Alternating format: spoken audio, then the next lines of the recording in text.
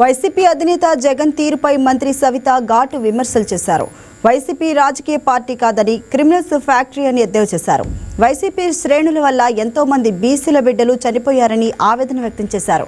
ఇటీవల సీదిరి అప్పలరాజు కొడుకు చేసిన ప్రమాద ఘటనలో జగన్ బాధితులను కాకుండా క్రిమినల్స్ ను పరామర్శించడం దారుణమని అన్నారు. ఇలా ఎంతో మంది బీసీ కుటుంబాలకు జగన్ అన్యాయం చేశారని సవిత అన్నారు.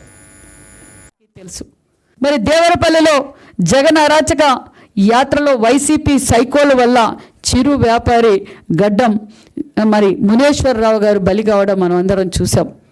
అంతేకాకుండా పలాసలో దానయ్య యాదవ్ ఏ విధంగా చనిపోయాడో మనందరికీ తెలుసు.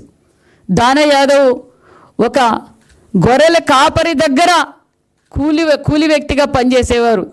దానయ్య యాదవ్ అతనికి 2 పిల్లలు, ఒక భార్య. నిజంగా మరి చాలా నిరుపేద కుటుంబం. కూలి పని చేస్తే తప్ప ఆ సంసారం ముందుకు సాగదు. మరి దానయ్య కుటుంబాన్ని పరామర్శించరు జగన్మోహన్ రెడ్డి గారు. ఎవరైతే చంపారో వారిని వెళ్ళి పరామర్శిస్తారు. వారికి నేనున్నాను భరోసా అంటున్నారంటే బడుగు బడిహీన వర్గాలారా ఒక్కసారి ఆలోచించండి. దానయ్య కుటుంబం గురించి ఆలోచించండి. జగన్మోహన్ రెడ్డి గారి సైకో ఆలోచనల గురించి మీరు ఆలోచించండి. బజార్లో పడ్డ కుటుంబాన్ని పరామర్శించలేదు. 44 సంవత్సరాలు అయిపోయింది, వయసు అయిపోయింది అంటున్నాడు.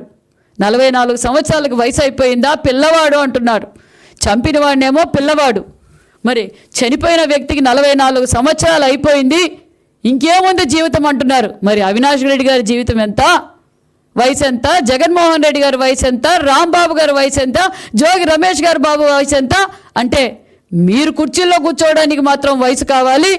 మా బీసీల బిడ్డ బలుగు బలహీన వర్గాలు ఈరోజు ఒక దానయ్య యాదవ్ చనిపోతే ఆరు కుటుంబాన్ని పరామర్శించకుండా మరి జగన్మోహన్ రెడ్డి గారు ఎవరైతే చంపారో వారిని పరామర్శిస్తున్నారో అంటే ఒక్కసారి బడుగు బలహీన వర్గాలు కూడా ఆలోచించవలసిందిగా కూడా కోరుకుంటున్నాను.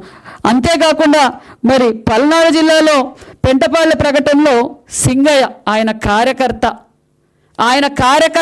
కారు కిందే బలి తీసుకుంటే కనీసం హాస్పిటల్కి కూడా తీసుకెళ్లాలనే ఆలోచన అంటే ఏ విధంగా ఉందో.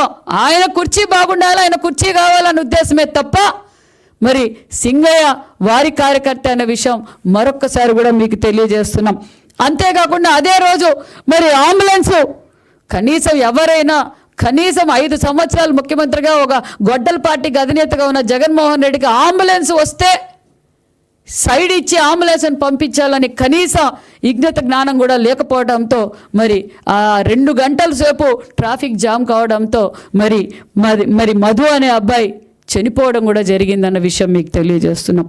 జగన్ అరాచక యాత్రలో వైసీపీ కార్యకర్త జయవర్ధన్ రెడ్డి ప్రాణాలు కోల్పోయారు.